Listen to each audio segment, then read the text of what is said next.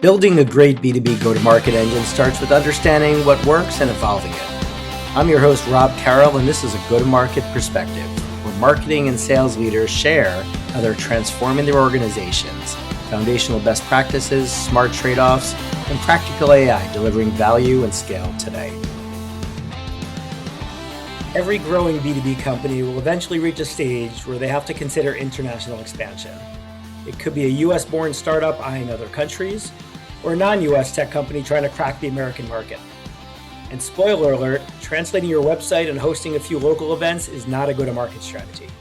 My guest today is Angela Troccoli, head of marketing at Revecore, and soon-to-be published author of a book that aims to help marketers navigate some of the most common traps they tend to fall into. Angela has spent years as an American marketing leader working for companies headquartered outside the US and has helped organizations navigate expansion across borders in both directions. Angela, welcome to the show. Thanks. Great to be here. Why don't we get started by just providing a little bit of background and share some of that international experience that you've had? I'll be honest, it's something that I kind of fell into. To provide some context, I'm a bit of a francophile. I had a CMO that I'd worked with previously who knew this about me. So he called me, I want to say it was in the middle of the pandemic. And he said, "Do you want to work for a company based out of Paris?" I think I said to him, "Say less." I did not overthink it. I was so excited.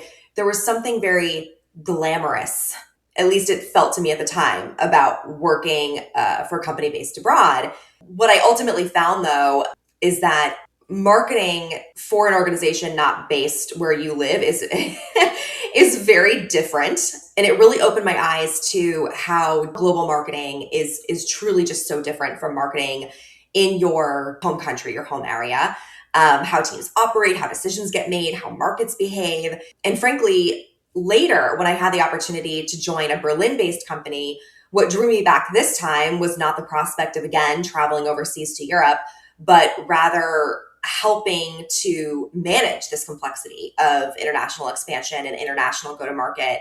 That challenge is what really got me excited and what brought me back to it. Is the German-based company where you're based in the US and they're in Germany now? Yes, and it's actually the company that I was with previously. So I'm now, again, working for a US-based company.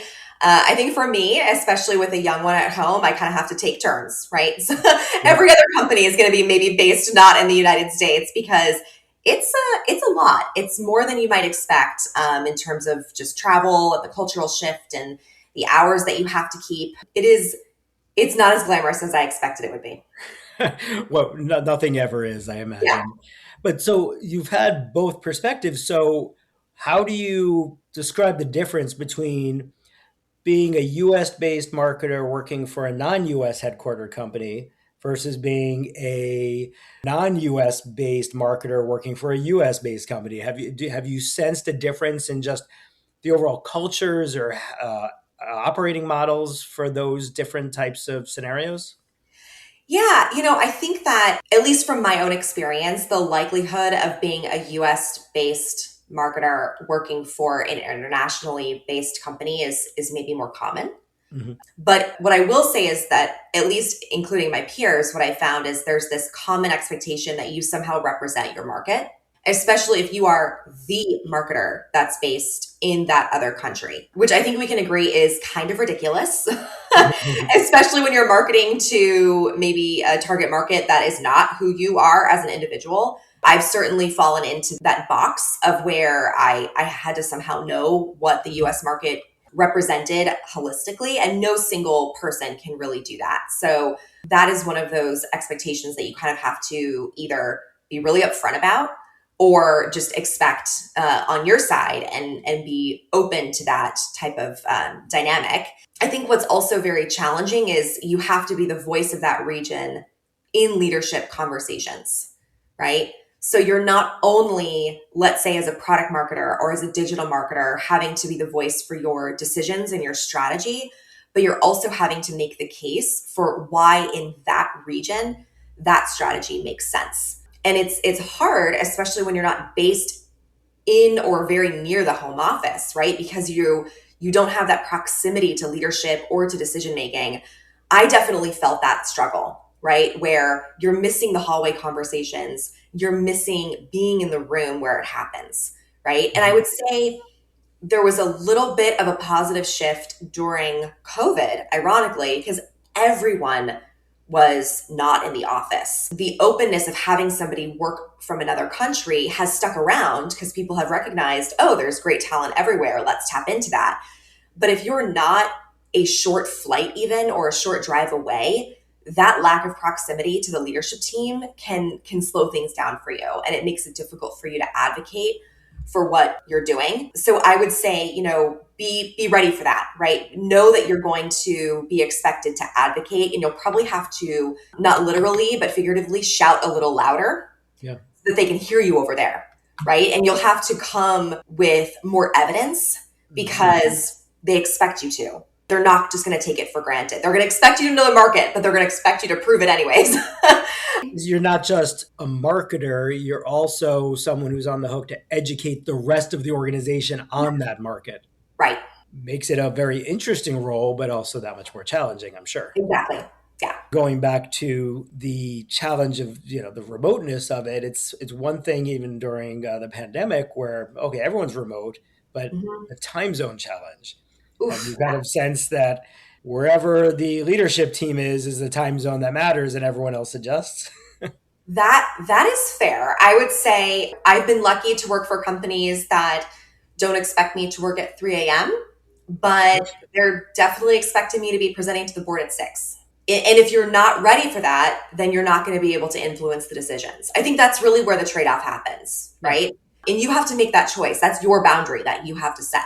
Are you willing to join the meeting at 6 a.m.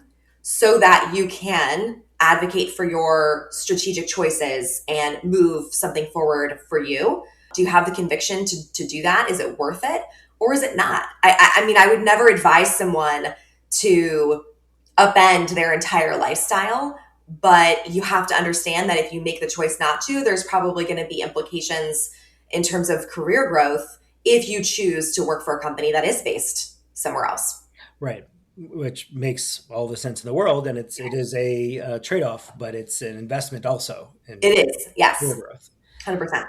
You're mentioning that, there's some organization you worked for where you'd be the sole marketer in the local region. And obviously a larger scale company may have teams or even offices in these other regions. Yeah. What are some of the cultural misunderstandings that often show up? You're an American in Paris, we'll call out to George Gershwin, but if you're of the nationality of the headquartered company, you just happen to be in region, it's different than if you are a local national for an office or a region and you're dealing with a different culture, home office. What are some of those challenges that you've either witnessed or that you're just familiar with? I think the most common challenge is assuming that markets are more similar than they really are, right? And I would say this probably spans B2C and B2B, but with our economy today, as our B2C economy today being so heavily influenced by social media, I would argue it's harder in B2B. The market dynamics are so different. And it comes across through everything from political orientation to different tariff strategies that those nations might have, to the makeup of economic brackets. I mean, they're even comparing France to Spain to Italy to Greece. They are night and day culturally. And so if your messaging feels really generic and doesn't reflect local business priorities, that's going to be really difficult for you. If you're overestimating your brand awareness or credibility, if you're expecting that will transfer, that's going to hurt you, right? There are maybe analogies of like, oh, we're the X, we're the BMW of this industry. Well, maybe not. Maybe that works for you in Germany, but it doesn't work for you in the Middle East, right? Or in APAC. So you really have to make sure that you are tapping in to the cultural identity of that specific region, that specific country. And you also have to tap into the sales motions of those countries. It's truly down to like, how do they purchase? What is the expectation? How do you build relationships? And then working that back to how you market to them. And I think a lot of companies who maybe haven't experienced it or haven't gotten that guidance, they try to go in to the US, for example. There's in my book, there's an example of a Dutch company, very well respected, trying to get into the US market. They're like, we're ready. And they essentially just, carbon copied their model that had worked so well for them in Europe and tried to deploy it in the United States. Messaging, relationships, expectations of how the pipeline would grow. And it failed because they didn't have the network. They didn't have the customer proof points already locked in. They had assumed that the US would be the same. I'm telling you now, it's just not. So, spoiler alert. Yeah, spoiler alert, it's different. And so I think that's where, there's cultural misunderstandings that, man, they cross every level of an organization, but you feel it in the marketing the most. So we had a little fun with the title of the episode, starting with Beyond Translation, kind of implying that there are leaders out there that actually think if they simply translate their website into local language and their content, bam, suddenly they're going to be very relevant in a new market, kind of similar to your Dutch example of Yes. copy paste and why isn't it working? What other experiences do you have with that oversimplification? Do you feel that's an exception or a rule in terms of leadership expectations? I would say so far it's been a rule. Uh-oh. I wish it wasn't. Frankly, I wish it was that easy that you could just translate it and you were like, I'm done. It would make everyone's lives a lot easier. Even if it was something, I'll translate the website and then also swap in a few local cultural references and suddenly we will be relevant. Even that is just, it's not how it works. An example, the Chevy Nova case, right? So Chevy had made a car called the Chevy Nova that had really been successful in the United States. And they're like, let's take it to LATAM. And it was a complete failure. Admittedly, one of the biggest reasons it's called a failure and why we reference it in marketing is because Nova in Spanish literally translates to doesn't go, which is, as you might imagine, not ideal for a car.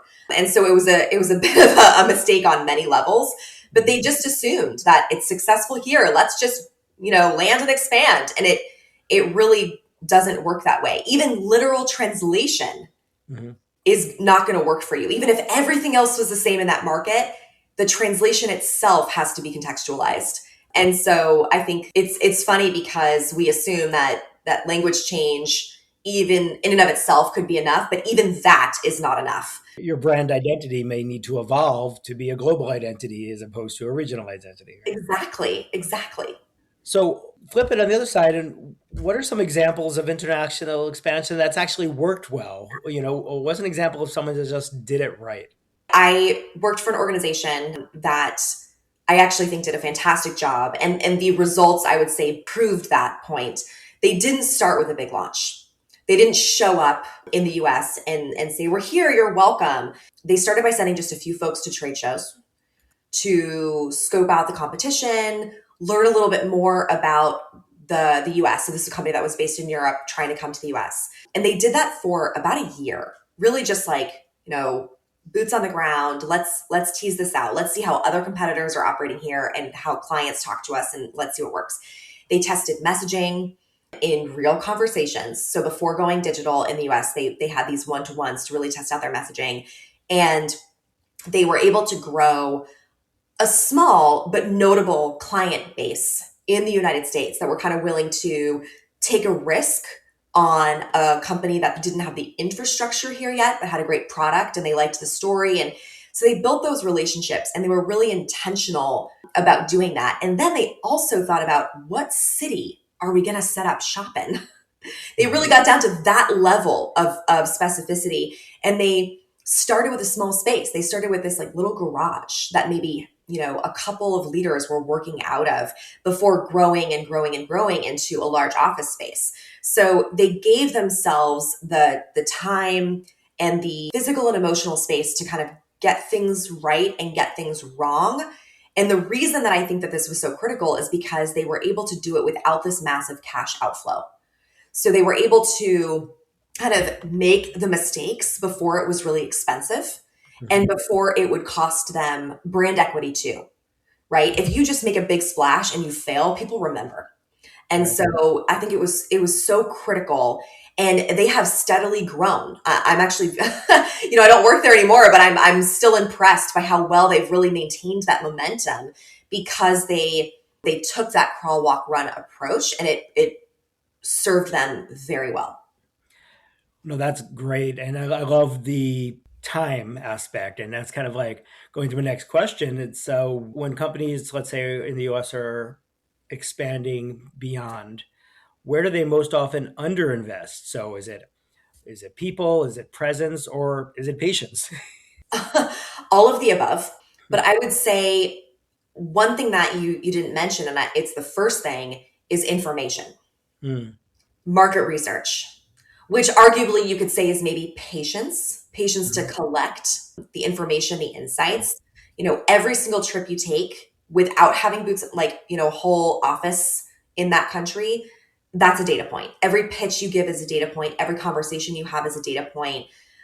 It's worth taking the time to collect that information, those insights, how it affects your organization, how you might then make decisions down the line before you then invest in the people and in the presence.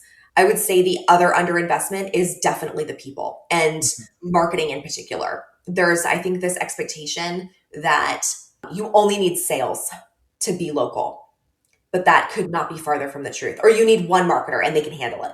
Again, could not be farther from the truth. If you are going to stand up a presence in a country, you really have to look at it like you are launching another company in that country. And what does it take to launch that company? It takes HR, it takes marketing, it takes IT, it takes operations, it takes sales, it takes finance that are dedicated to serving that region and doing it really, really well. When you shortchange that and you assume that you can, bootstrap it a little bit, Hmm. it generally does not work out. And you're not able to really attract top talent or top clients. They expect that type of presence as well. So I would say number one, information. Number two, the people.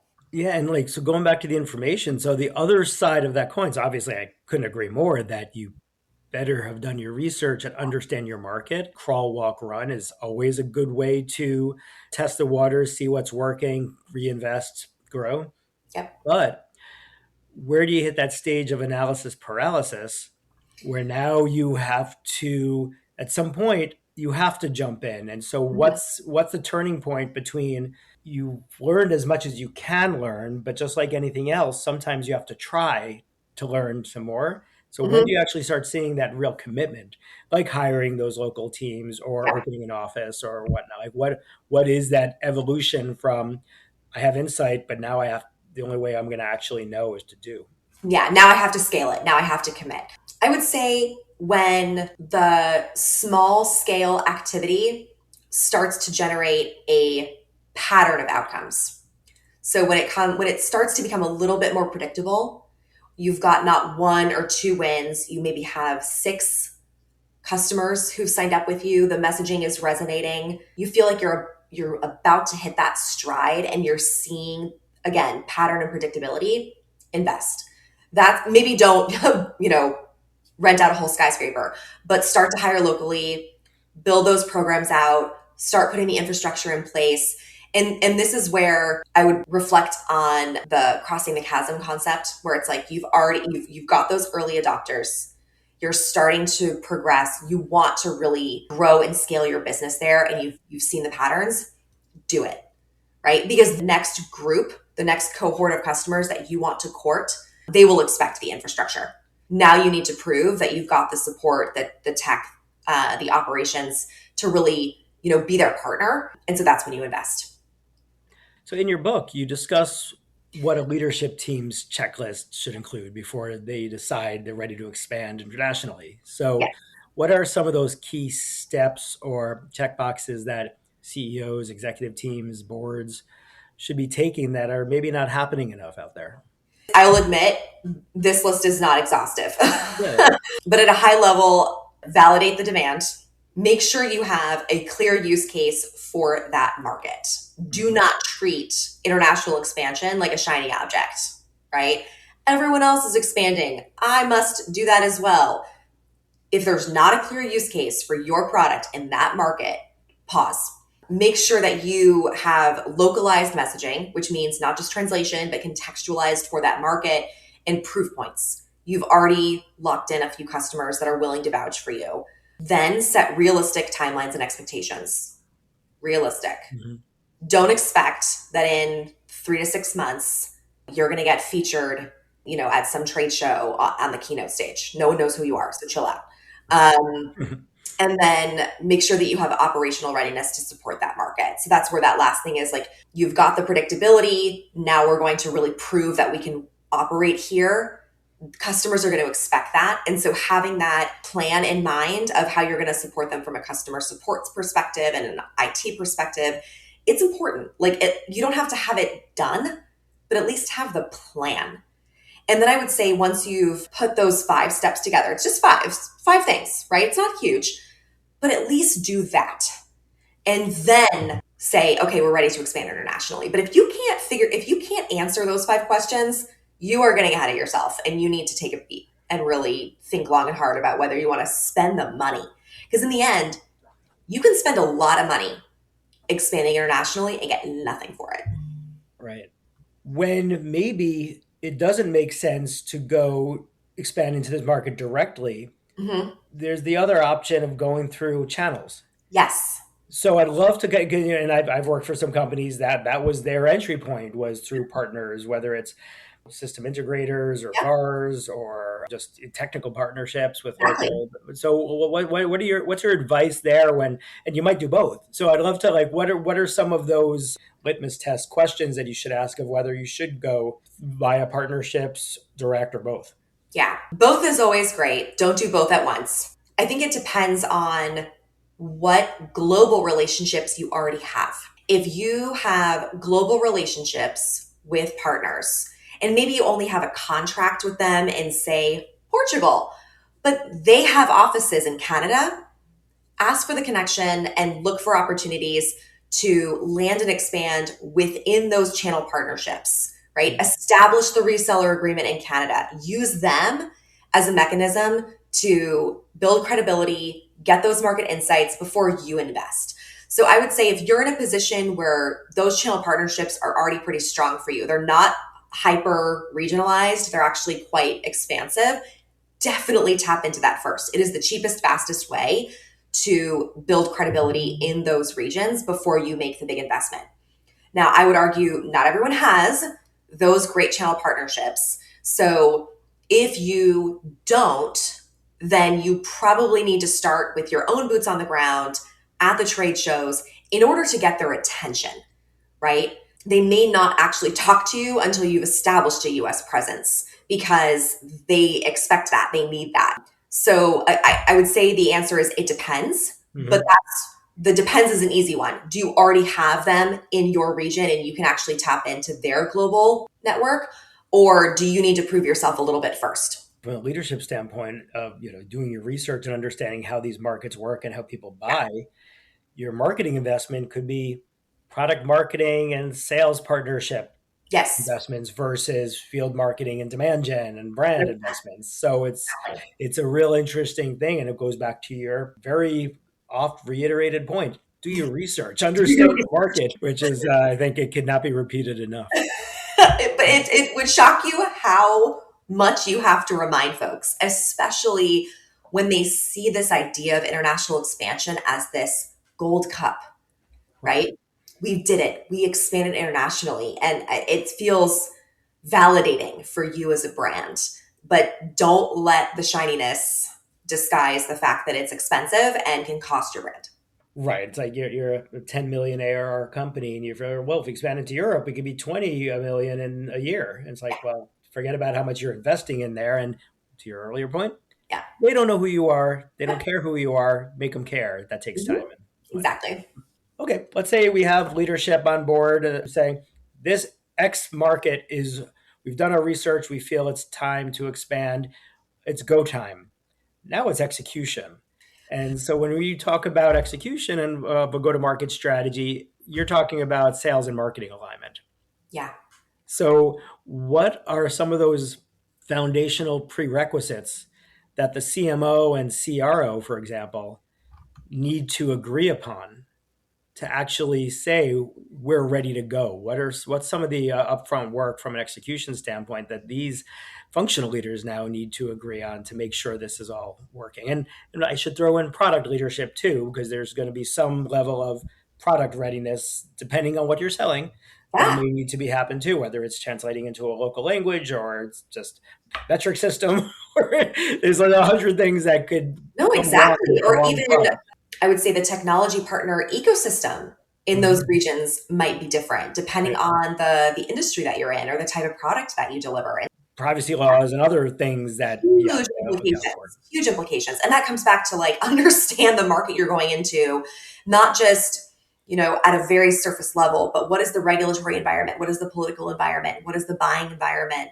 To answer the question, I would say, especially when talking to the CFO, be really clear about the investment and don't shortchange it. I know I've said that already, but you can pour, I'm going to make up a number, $7 million into something, or let's make it even less scary, $70,000 into something and get nothing.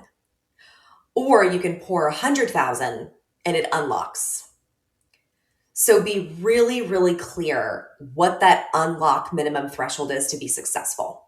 And make sure that you are really all in. If you don't have that very clear alignment with your leadership from the onset and the commitment, the risk you run is you in your mind know exactly who you have to hire, where they have to be located, how long it's going to take. If they pull the plug on your budget and you're halfway done because you didn't align with them and they're getting a little bit scared about the cash outflow, then it was all for nothing. Right. Right? So it sometimes feels, again, exciting. I got the green light. Let's just do this thing. Take a beat. Are we all on the same page of how much we're going to have to invest and how long it's going to take to be successful? Sometimes that conversation is not the CRO. Sometimes that's the CMO because the leadership expects this is going to be a marketing led thing, right? They might still not understand how operationally challenging this is. So you as a CMO need to be asking exactly those questions that you asked, right? Like, how is this changing the product? How is this changing our security, SLAs? How is this changing our data protection and our data storage? There's so many things.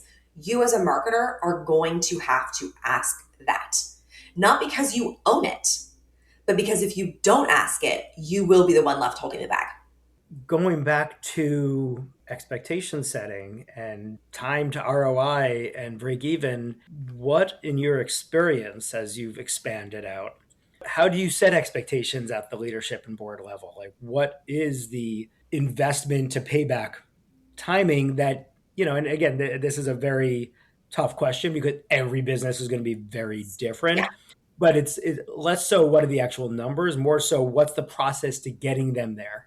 How do you advise marketing leaders to set those expectations with the board so you don't get your funding pulled halfway through because they thought it would be quicker, right? Yeah.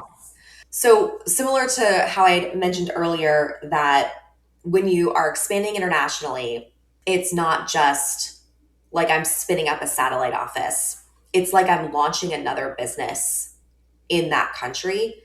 Look at your marketing the same way. If you would build a marketing strategy with events, partnerships, you've got revenue marketing, you've got analyst relations, you've got product marketing, everything. You've got a team that supports that, a budget that supports that, and a timeline for what it's going to take to execute and deliver specific outcomes. Do the same thing for that market as if you are launching a new marketing department in that market. So start there. Overlay it with your existing strategy and say, okay, I don't want to be greedy. What are the things that might cross over? Arguably, you could say maybe analyst relations because our top analysts are global. The relationships are going to be the same. The reports are global. Okay, Mm-hmm. that's what I could check. I don't need another one of those. I might only need 50% more partner marketing because some of these relationships are going to be at a global SI level. Some of them are regional. Okay, so you can start walking it back, but start with you don't have a team. You are starting something new, then tighten it. And I would say if you go from that direction, you are going to be able to set a much more comfortable and realistic budget, team, strategic plan, and timeline for yourself than if you try to take your existing and figure out what of these can I expand into another market. I know that sounds like, isn't it just six in one, half a dozen in the other? It's not.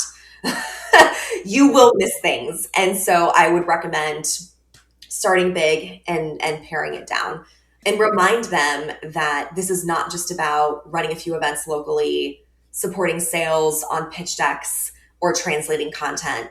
It is about having a marketing engine that is fueling revenue growth for the company in that region, and tie your outcomes to that too. We are driving revenue growth for this region. That is the purpose of this team, this function. I think that's terrific advice. Just modeling, saying, let's pretend this expanded region we're trying to get into is a new market, it's a new company. Yes. And what would it take to actually launch a company to Yeah. sell our product in Mhm. this market? And then, oh, but it's not a new company. There's some shared resources that would work. And Mhm. actually walking through with leadership saying, this is where it logically can apply Yeah. versus to not have a product marketer or a comms person that's has a regional experience Yeah. is a risk, So so true. that we might want to invest zero point 0.5 headcount or one headcount for this type of thing. And maybe it's through agencies or maybe it's through that's the how can you'll figure it out, but you're actually showing the gaps you have in skills and then Exactly. also bandwidth. Like Yes. being a product marketing leader for the last many years, there's always more work than there is bandwidth. So Yeah. you're now expanding and expecting, let's say, your product marketers or your field marketers or whatever to just add this to their plate when they're already having to remove things from their plate. So just being really honest of if we take maybe these existing resources can skill wise, aptitude wise help, but something else will have to be deprioritized and have that level of conversation too. Exactly right. And it takes a little bit more time, but in the end, it's worth it to make sure that you're not selling yourself short or putting your team on a fast path to burnout, right? Right. No one wants that. That's the one common thread across all these regions. No one wants their team to be unhappy.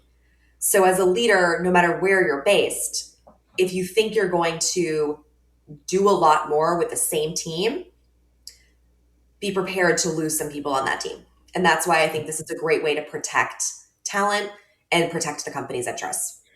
So now I'm going to put on my investor hat and I'm going to refute everything you just said by saying, "Oh, we have AI now. Oh, You don't sorry. have to worry about any of this because you can do three times as much work with no extra resources because we have AI." So I know. I'm being goofy, but It the hurts. reality is there is an expectation for everyone. Yeah. It's not a company by company thing. There's not a company out there that's not feeling legitimate pressure. And I call it legitimate because there are efficiencies that can be gained with AI. There Yep. are risks that can be introduced by relying too heavily on AI. So let's talk about where AI, as it sits today in early 2026, where can AI help with international expansion? Where are some innovations that make sense for it to help? But I've not really heard much about that use case, quite Yeah. honestly. You hear about content, you Yeah. hear about process optimization. I don't Mhm. hear about international globalization.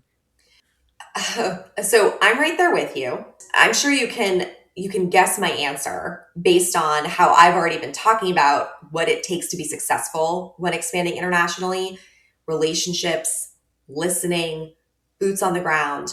Those are things that by definition AI is not replicating and would struggle to do, right? Mhm. It certainly can help on the edge cases like content, synthesizing that research and helping you to uncover trends in one direction or another that might steer your decision making. So it's very good at kind of analyzing that input, but it can't go collect it for you, right? It's not going to go do that. Not yet. I think that once you've done the hard part, once you've understood the market, you've built the relationships, you're getting the positioning right, and you ideally have messaging guides that will be more regionally contextualized, region specific, then it could probably scale some of that. You might not need as many copywriters. You might need one that's kind of overseeing it. You might be able to tap different members of the team just to sanity check. Like, does this joke hit in Spain like it hits in Canada, right? The answer might be yes. The answer might be no. That's where you could probably use AI. But look, I mean, from a personal side, I have family in Mexico, Venezuela, Spain. The language is different. And you're probably thinking it's Spanish. It is, but the language is different. Having the cultural understanding and living it is still always going to be important in order to really meet your market where they are. And AI does not do that well. So I think it's important that, we understand the limitations that it still has. So AI hasn't necessarily figured out nuance yet. No, it does not understand nuance. But what I do expect, though, as we kind of come back to, I do expect it can play a pretty valuable role in accelerating that research and discovery phase. Absolutely. And what I think is nice, and I think it's still a growing application of AI, but breaking down the language barrier internally. So maybe you're not using it to sell in or using it for finished marketing materials because that needs to be more polished. But let's say I'm in the US and I've got to have a team with folks that are in Ireland, in Greece, and in Dubai and in Mexico. Let's just say, which is not an uncommon situation. And not everyone is fluent in all of those languages. And some of them are like, English is we're proficient, but maybe not professionally. And they don't have to be because they're focused on Greece. Real-time voice translation really helps to accelerate those conversations. I think that the more that folks can kind of use, whether it's Microsoft or other tools, there's a lot of tools that can do that now in meetings, that really helps break down those language barriers and helps to accelerate decision making because people understand what's happening. You can have faster feedback loops. You can maybe do a faster first draft of content because AI does translate things pretty well, or it might clean up copy. If it was written by someone who's not a native speaker to that language, AI can kind of find some of those like, oh, that's not the right way you'd do that. You'd say that, you'd spell it. So that's nice, right? I think it can help bring confidence to those teams. Those are, again, pretty edge cases, and it's more around how you engage with your colleagues and less about how you go to market. Going back to crawl, walk, run, I think, yes, I think there would be significant value in allowing the experts on the ground in region to be able to collaborate and communicate as confidently Yes. as their, let's say, their English speaking, native speaking peers. Yes. So everyone's on the same page and their expertise can truly be heard through this Rosetta Stone translation Yeah. AI could provide. So I think it's a great example of how AI could really add value today. Yeah. What would your dream be like? Because obviously AI is like every 3 months there's a new massive innovation and transformation and how trustworthy and impactful it can be. What's your dream of like just through all your experiences of managing global go-to-market? Where would you like to see the AI improvements coming next? For international expansion or just in general? For Uh, international expansion? Specifically international, but hey, but feel free to throw in any wish list. Yeah. I think it would be incredible to have a tool that asked you the right questions, right? Mm, And was able to synthesize those responses that maybe you even articulate, right? It's a large language model. You're talking to it. mhm, And it's able to quickly connect the dots or identify the gaps at a global level, mhm, right? And take the first pass of translating content that is on brand, on narrative in seconds. mhm, So we know that, or at least I believe, I should say, that AI doesn't inherently understand nuance, but it would be incredible if you could train a model that could take your nuance, could ask you to help it, and then could translate that into something meaningful. So it's truly that human in the loop, the interaction where it's not creating the evidence or collecting the insights, but it's synthesizing it so quickly and with such great context that it's able to deliver output faster and better than a human brain could ever do.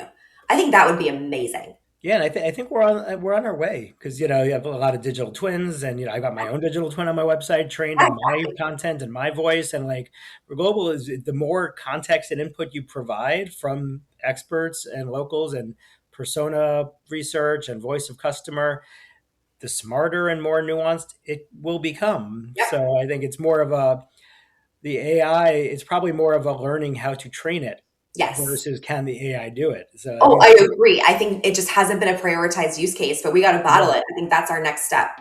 I think that sounds great. So, as we're wrapping, what's some advice you would give to some marketers that are considering roles, call it the non-HQ region, at a regional office, whether it's a U.S. company abroad or vice versa?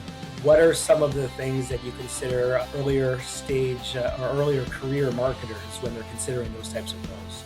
Yeah, it's not glamorous. I would say be prepared for the early morning phone calls, the late night. I think on the bright side for me, I had already worked for a global team. I actually led global product launches at Hewlett Packard for some time. And so I had done the 9 p.m.s and the 3 a.m. calls from Shanghai when something broke. So I already knew what it felt like. And I was at least walking in with eyes wide open from that perspective. But be prepared for that.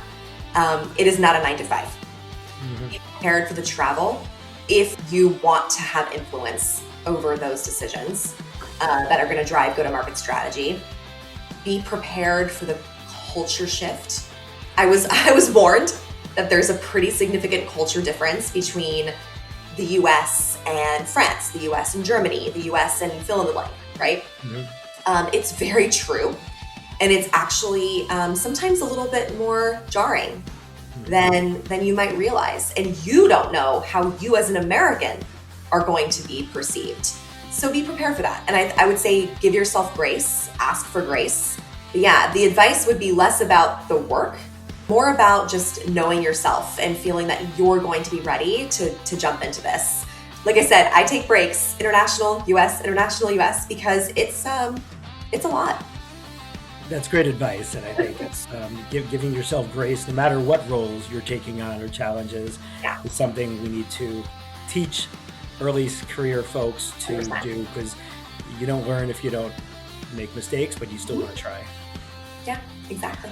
So I'd love to wrap up. I'd love to learn a little bit more about your upcoming book. When's it going to be available? What's it called? If you've got a name yet? Yes. So it is launching in early summer, and the book is called Signals: The Common Marketing Pitfalls and How to Avoid Them.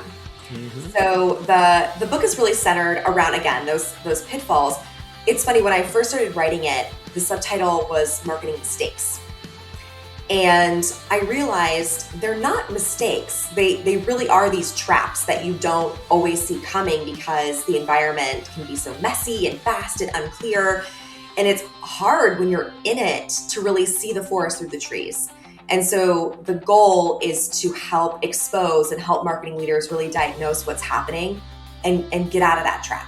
I actually interviewed over 24 CMOs, pulled a bunch of real world examples from successful and unsuccessful businesses, even ones like Twitter, Google. Like, they don't always hit it out of the park, but it's also shaped by what I've seen and I've experienced. So it's really been a labor of love. And I'm hoping that it is helpful for up and coming marketing leaders, maybe cathartic for existing marketing leaders. Read it over a glass of wine and just laugh. And so, man, yeah, I've done that before. That should be the tagline. Right? It's not just you. Yeah, it's not just you. The interviews were definitely, I think, therapy sessions just as much as they were interviews for these guys. So yeah, man, I've loved it, and I'm excited to get it into folks' hands. That's awesome. Well, I'm really excited to see it, and please follow Angela on LinkedIn so you can hear when it's available. But Angela, this was a lot of fun, a great topic. I really appreciate you joining me today. Thank you so much for having me. I had a great time.